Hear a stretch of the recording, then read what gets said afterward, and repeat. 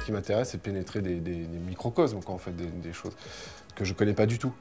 Qu'est-ce qui se passe quand les SDF rentrent dans des structures? C'est-à-dire qu'on voit tous quand on prend le métro, quand on se balade dans la rue, ce que ça peut être la vie d'un SDF qui est dehors. Mais qu'est-ce qui se passe? C'est quoi les structures quand ils sont accueillis, quand ils rentrent à l'intérieur pour la nuit?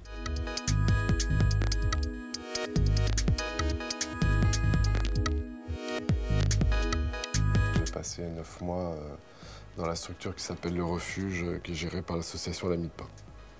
Il y a plusieurs catégories de personnes. Il y a les gens qui font le 115 et donc qui sont hébergés là pour 1 ou 2 nuits. Et puis au premier étage de la structure, il y en avait 3. Au premier étage, il y avait ce qu'on a appelé les H24, des personnes qui sont très très affaiblies et qui sont là toute l'année. Et sur mes photos, il y a un monsieur qui s'appelle Dédé, qui est là depuis, qui était là, parce que j'ai appris récemment qu'il était décédé, qui était là depuis 23 ans. 23 ans au refuge.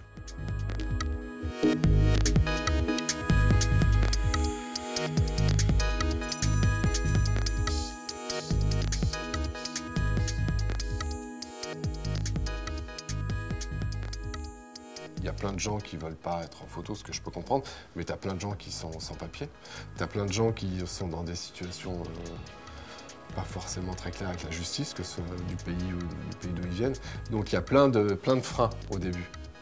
Mais l'agressivité que je peux susciter au début, elle s'estompe au bout d'un moment. Puisque à la fin, vers la fin, même j'avais des gens qui venaient pour avoir des photos, alors qu'au début, on m'insultait.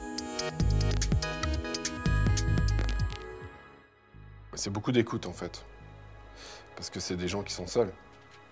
Et à un moment, la photo. Mais finalement, la photo, c'est 1 pour 1000 du temps, quoi.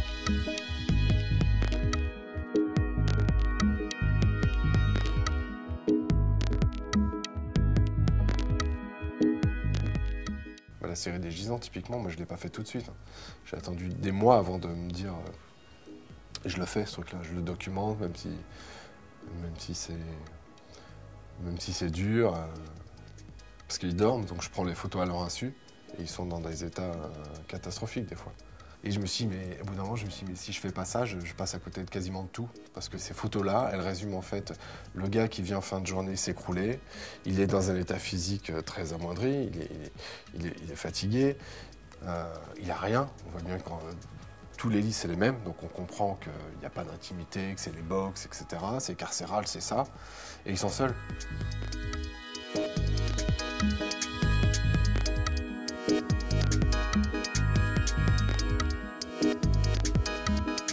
Et ça dit tout en même temps, de